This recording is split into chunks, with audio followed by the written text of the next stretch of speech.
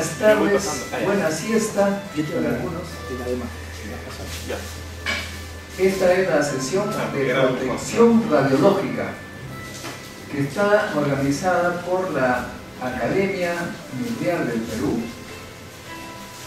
conformada por los científicos relacionados con la física nuclear y las diversas aplicaciones, y que tienen además el grado por lo menos de maestría, o sea, son los científicos que se dedican al campo nuclear y que tienen por lo menos una maestría con tesis. La Academia Nuclear del Perú está compuesta por unos 10 miembros y son muy exigentes para ingresar, como toda academia, por eso se llama academia.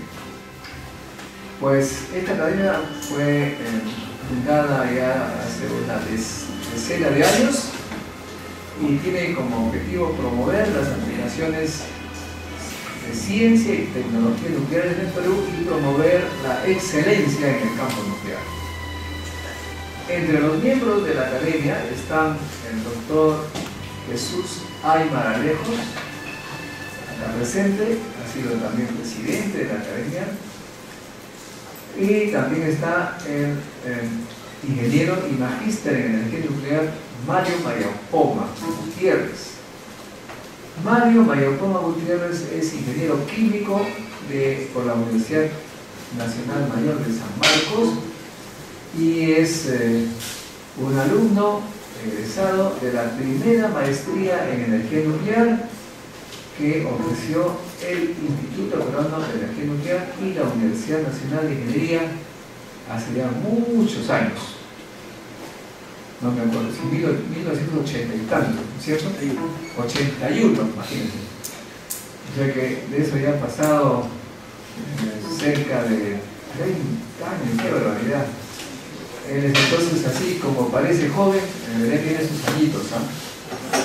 El ingeniero Mario Mayapoma ha tenido diversos cargos en el Instituto Peruano de Energía Nuclear, una de ellas en la Dirección de Servicios, pero él ahora, con mucho orgullo para él, por supuesto, y para nosotros, es presidente de un organismo mundial, cuyo nombre siempre he olvidado. ¿Cómo se llama ese organismo, Mario? Es el Comité Directivo Internacional para el rechazo de las expediciones de material reactivo del Organismo Internacional de Energía Atómica, doctor. Con razón me olvidé bien largo. En todo caso es un gran cargo y él dirige entonces una institución que está conformada por los científicos, ingenieros del mundo desarrollado y en desarrollo, es una gran autoridad en este campo de la protección radiológica. Por esa razón es que él ha sido designado por la Academia Nuclear del Perú para dirigir esta sesión dirigida, dedicada precisamente a la protección radiológica. Entonces voy a dejar con ustedes a Mario Mayapoma Gutiérrez, para quien solicito fuertes aplausos.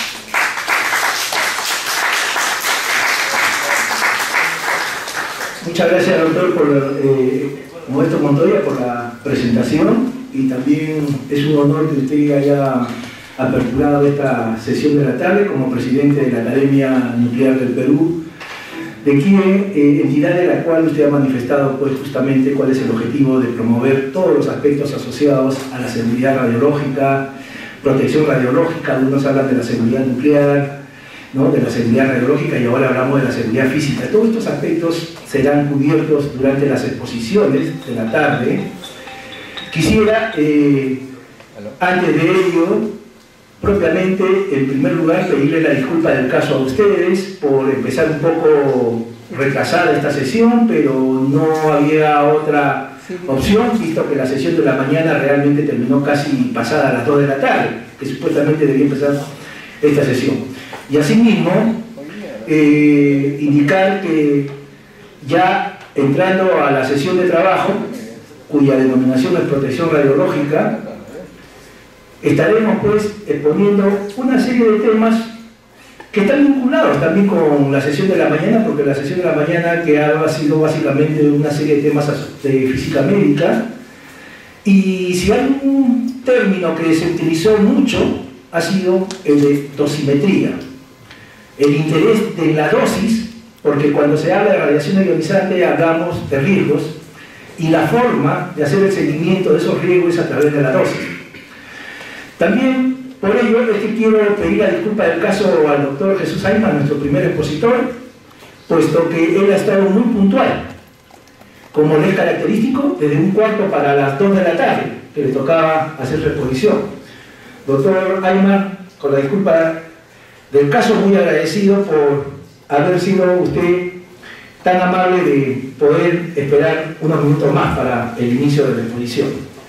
Bueno, sin mayores preámbulos, damos entonces ya inicio a la sesión, agradeciendo sí a los expositores que nos vamos a ajustar al tiempo específico que se ha dado para cada presentación. 20 minutos en forma concreta, y si no, a mí me tocará la terrible tarea de tener que cortar la presentación, y es algo que no es grato, desde luego.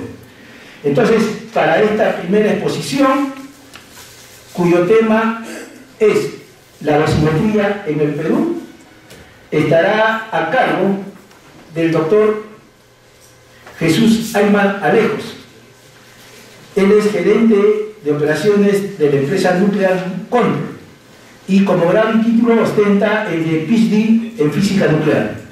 Invitamos al doctor Jesús Ayman para su correspondiente presentación. Por favor, les pido un aplauso a los niños. Gracias.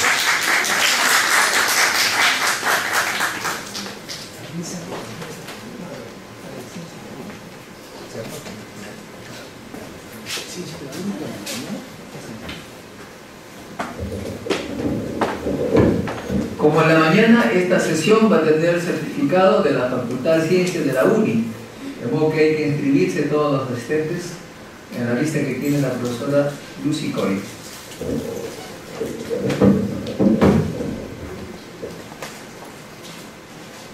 Señoras y señores, tengan ustedes muy buenas tardes.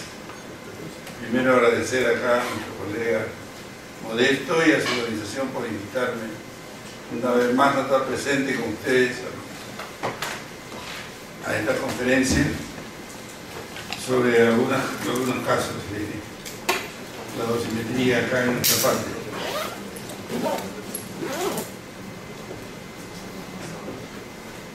La dosimetría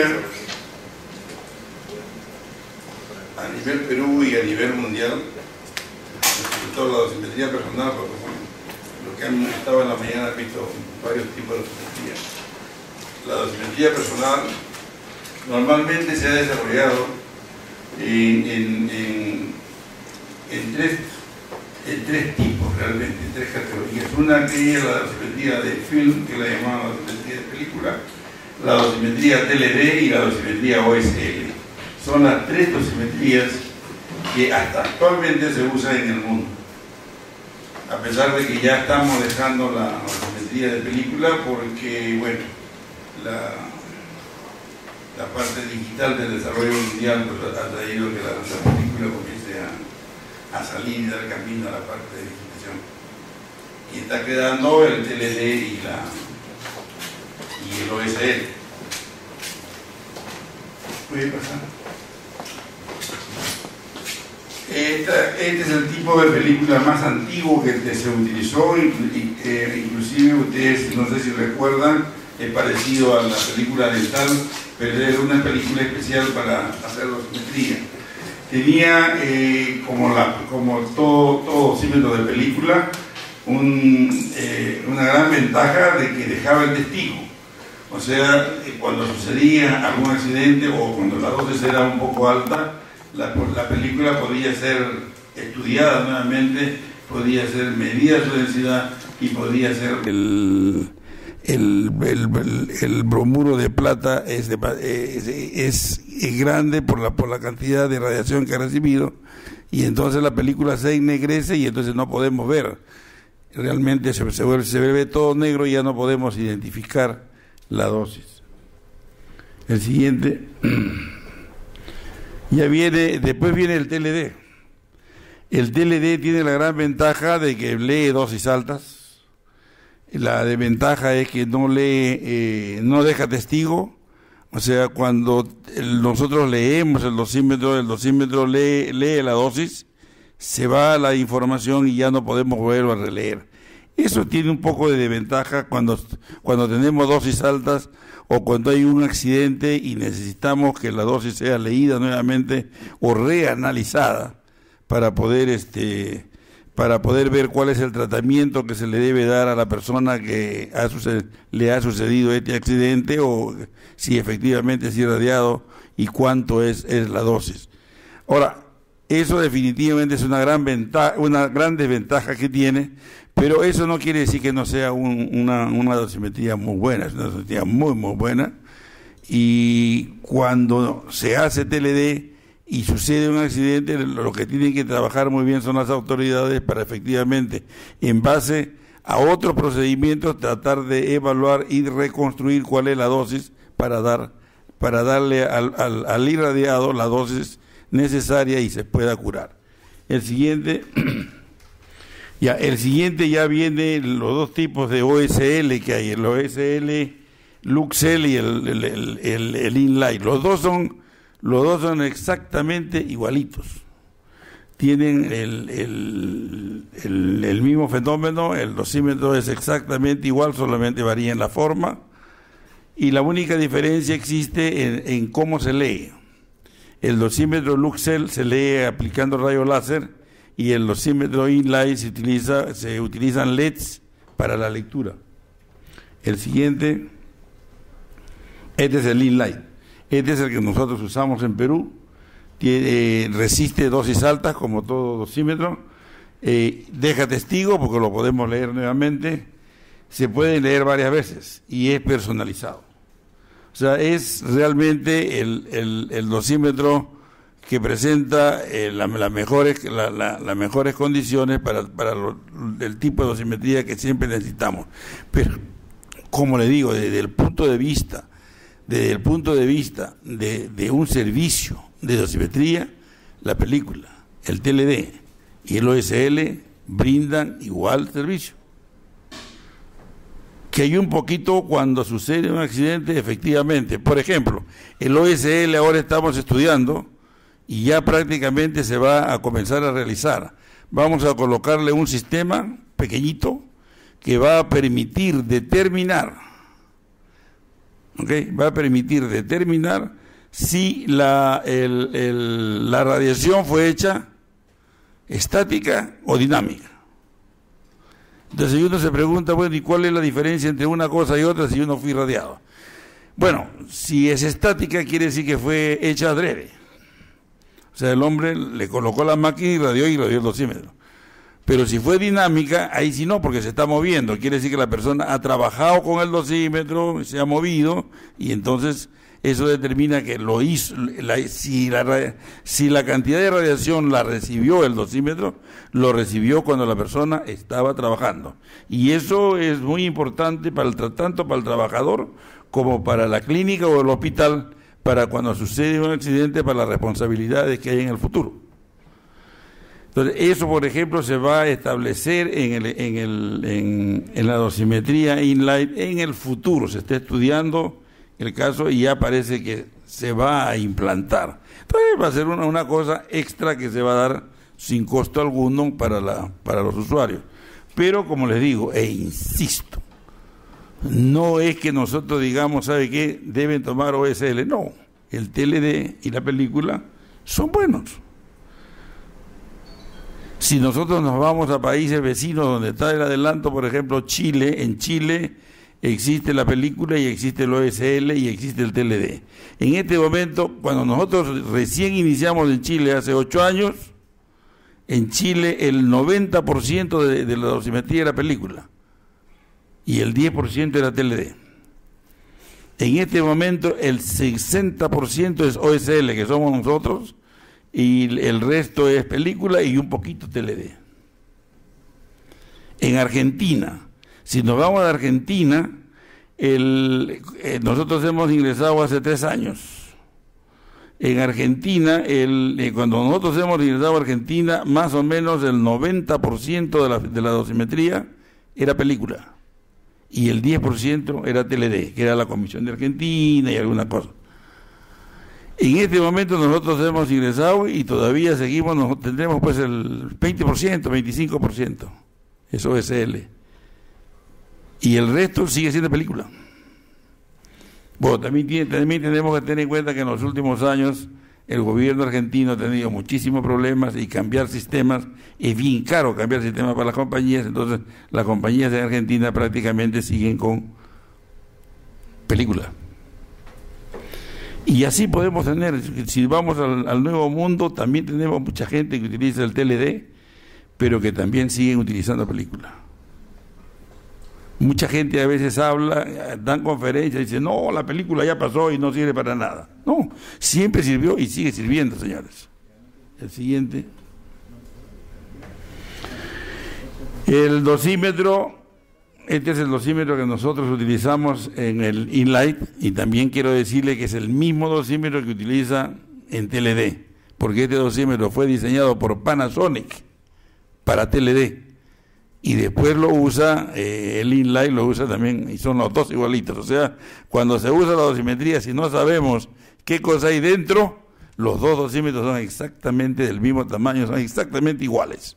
La diferencia es dentro del dosímetro. Dentro del dosímetro hay 4 TLDs para el que tiene TLD y 4 OSL para el que usa OSL.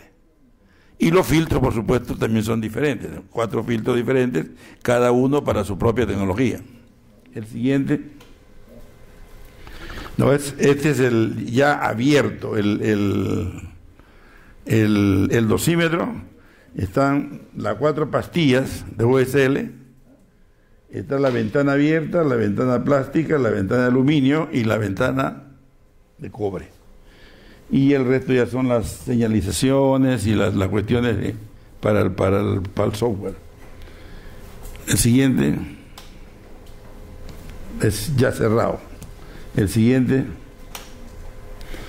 Después viene lo que nosotros tenemos que ver en toda dosimetría, es la capacidad, la capacidad de detección que debe tener exactamente, que lean los rayos o la radiación que nosotros necesitamos en nuestro trabajo.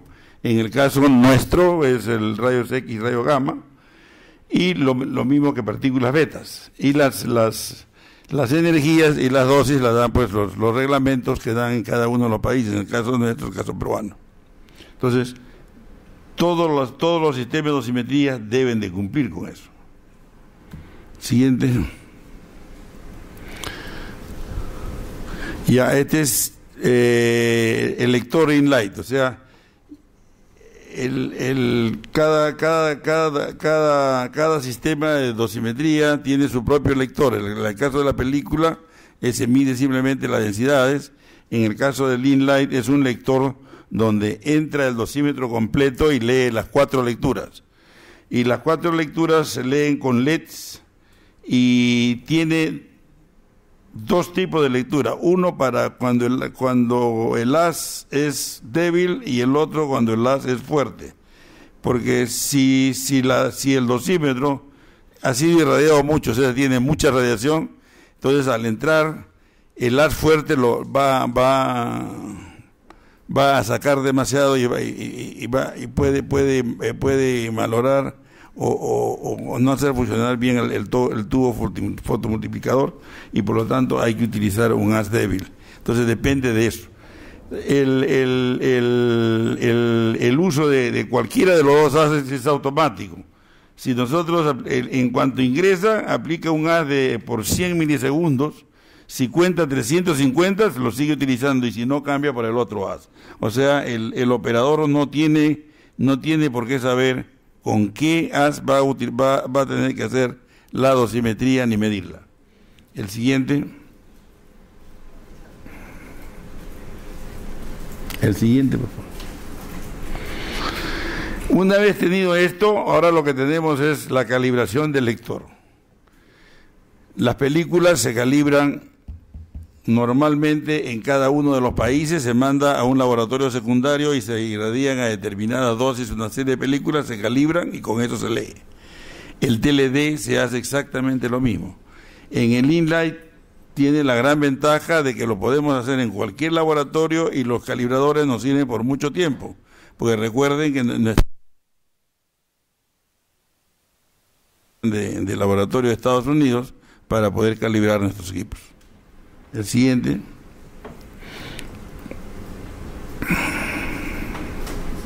Sí, otro. Una vez terminado la calibración de alta y baja, tenemos el control de calidad. Hacemos control de calidad para ver si la calibración está perfectamente hecha. El siguiente. Ya estos son ya dentro de, recuerden que vimos que nuestros dosímetros tenían 4 filtros: la ventana abierta, el plástico, el aluminio y el cobre.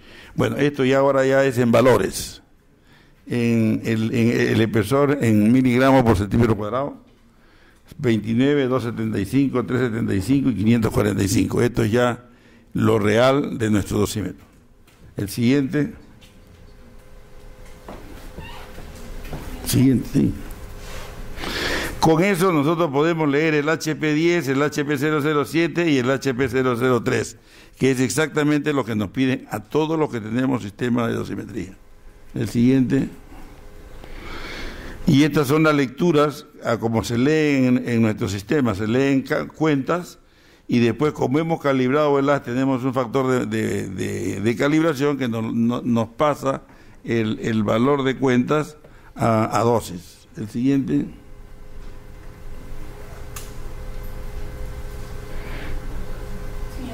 Sí, sí. Bueno, hasta ahí ya nosotros tenemos nuestro sistema calibrado, ya podemos leer lecturas, podemos leer dosis. Realmente estamos en capacidad de ir al IPEN y pedir nuestra licencia, podemos dar nuestro examen, ya tener el sistema completo, y entonces podemos dar lo que se llama el examen de intercalibración y poder comparar las dosis y poder ver si efectivamente nuestro sistema está dentro de lo que realmente pide el instituto y poder obtener la licencia en sí. Pero además de eso, además de determinar las dosis, nosotros tenemos que ver que el dosímetro debe cumplir con una serie de requisitos, y eso todo lo hacemos por fuera para completar nuestro sistema. Por ejemplo, el dosímetro uno lo usa acá, pero a un médico se le puede caer. Se le cae, ya no funciona, ya no sirve, se le cae 1, 2, 3 veces. ¿Funciona o no funciona? Entonces nosotros tenemos que debe funcionar. Entonces, por ejemplo, en este caso, si ustedes ven el número de caídas, a ese dosímetro se le ha hecho 20 caídas. Se le leyó antes de la primera caída y leyó 5.5, el HP10. Y después de la 20ª leyó 5.53, lo que demuestra que el dosímetro se le puede caer y el médico puede trabajar tranquilo, se le cae, lo recoge y sigue usando. El siguiente, señorita, es la humedad. Por ejemplo, donde dice porcentaje de humedad, por decirte, el 97%, pura humedad. Estás en un clima muy húmedo, entonces dice, ¿funciona o funciona mi dosímetro? A ese 97%, a un dosímetro se le ha medido, por ejemplo, 5.95 antes de meterlo a la humedad. Después de meterlo a la humedad se le dio 5.50. Exactamente lo mismo, o sea, queremos y sabemos que este dosímetro puede estar en humedad sin ningún problema. El siguiente. A temperatura, 0 grados, 50 grados, 100 grados. Podemos estar en un clima muy hostil para el dosímetro y vemos ahí que, por ejemplo, para 50 grados el dosímetro le dio 6, en el otro le dio 5.93. Le dio 5.98 el otro, 5.3. Como ven, el dosímetro lee exactamente lo mismo, esté frío o caliente. El siguiente. Sí, sí. Aquí en agua, por ejemplo, ¿qué pasa si está en esto y se le cae y se le mete a un balde de agua? Se malogró, dice, no, hay que ver, se ha hecho el estudio, ahí está, se le metió 5 horas en un balde de agua y después de 5 horas se le sacó. Antes de meterlo al balde se leyeron, o sea, ahí están las lecturas, 5.41 y después 5.3, 5.44, 5.35. O sea que demuestra que no importa si se cayó al agua, no hay problema, señor. Usted sigue usando el dosímetro y no hay problema para eso. Siguiente. El siguiente. Cuando hay vibraciones normalmente la gente cree que podría también fastidiar. Entonces, si hay vibraciones muy fuertes, por ejemplo acá 4000 vibraciones por segundo, también se ha leído 5.8, 5.7, 5.54, 5.6, o sea, tampoco le afecta la vibración. El siguiente, radiación ultravioleta. Entonces, cuando hay radiación ultravioleta muy fuerte, la gente cree que efectivamente el dosímetro puede ser. En el caso del InLight, si la radiación entra dentro del InLight, sí, pero al estar cerrado no hay ningún problema. Entonces, lo hemos tenido, por ejemplo, en 1 hora y vemos que antes y después las lecturas son exactamente las mismas. O sea, no nos afecta la luz ultravioleta. El siguiente. Acá, bajo campo magnético, 30 minutos bajo un campo magnético y vemos que las lecturas, antes y después, son las mismas. O sea, no nos afecta entrar a campos electromagnéticos fuertes. El siguiente. Este es para corrientes alternas. Uno es, sí, exacto. Y nos da exactamente lo mismo. Este para cuando es corriente continua. El siguiente. Otra cosa que vemos que tenemos que ver es la linealidad, y esto sí es sumamente importante, y esto siempre lo piden, de la linealidad, la trazabilidad de las mediciones que deben hacerse con todo dosímetro. Esto se tomaron mediciones, ahí ven las mediciones de 5 dosímetros con sus lecturas, y se tienen acá las exposiciones y las lecturas, o sea, cuántos fueron expuestos y cuáles son sus mediciones, y después se grafican. Siguiente, a graficarlas vemos la linealidad que tiene el dosímetro. El siguiente. Después tenemos que tener resultados de reproducibilidad también, tanto fijos como movibles. O sea, nosotros hemos visto que podemos leer el mismo dosímetro, ¿ok? Pero ahora lo que tenemos que ver es que si el mismo dosímetro lo irradiamos, digamos, con 5 milisieverts, lo leemos, y ¿qué lectura nos da? Lo borramos, vamos y lo volvemos a irradiar con 5, y a ver, efectivamente sigue reproduciendo lo mismo. Y entonces ahí vemos equivalente de dosis, mira, para la primera, para la segunda, para la tercera, para la cuarta, para la quinta, hasta la décima vez que han hecho las irradiaciones, prácticamente el valor es el mismo. Quiere decir que el dosímetro trabaja y reproduce exactamente lo mismo. Siguiente. El siguiente. Ya este es el cuadro general de fijos y movibles. El siguiente. El último es la prueba de dosímetros. Este es el reanálisis, o sea, la relectura. Lamentablemente lo han hecho tan grande que realmente no se ve. O sea, lo que han hecho ahí es un dosímetro que si lo leen 1 vez, 2 veces, 3 veces, 4 veces, y cuánto va saliendo. Es diferente dosímetros. El siguiente. Aquí ven, en esta sí se puede ver, o sea, el dosímetro va definitivamente, la dosis va a ir bajando, porque estamos utilizando parte de la información que tenga el dosímetro, o sea, cada vez hay menos. Entonces va, pero no solamente eso, sino nosotros podemos hacer el experimento como hemos hecho acá y encontrar y determinar cuál es la recta que realmente lo predice. O sea, si uno quiere determinar con mayor exactitud, todo lo que tiene que hacer es multiplicar por el defecto y ya tienes la dosis verdadera, ¿no? El siguiente. Y después viene ya el proceso angular. Esto realmente lo pide mucho menos inclusive en Europa, que se supone que es el primer mundo. Lo piden menos. O sea, es el efecto que tiene el detector, es así. Entonces viene en ángulo, o medir cuando el detector está así, y así sucesivamente. Ese es para medir cuando el que está trabajando tiene su dosímetro acá y le da así, o cuando está medio así y le da así, y cuando está medio así y le da así, para ver qué efecto tiene. Entonces eso se encuentra y se determina y se encuentran estas curvas, que son los valores de angularidad. Entonces, con estas curvas nosotros podemos hacer las correcciones y determinar el verdadero valor cuando efectivamente hay angularidad. Esto es lo que deben de cumplir todos los sistemas de dosimetría. Desafortunadamente en nuestros países solamente nos toman el examen de intercalibración. En Europa sí no. En Europa te toman intercalibración y poco a poco, todos los meses van y te revisan una cosa, te hacen el otro, y es continuo. O sea, siempre están haciendo una cosa, te están pidiendo la otra. ¿Para qué? Para tener este sistema todo el tiempo trabajando. Gracias.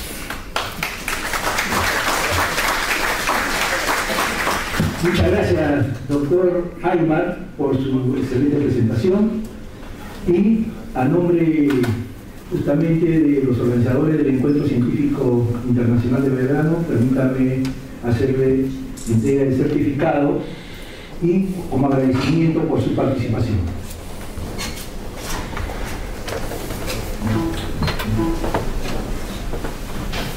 Muchas gracias.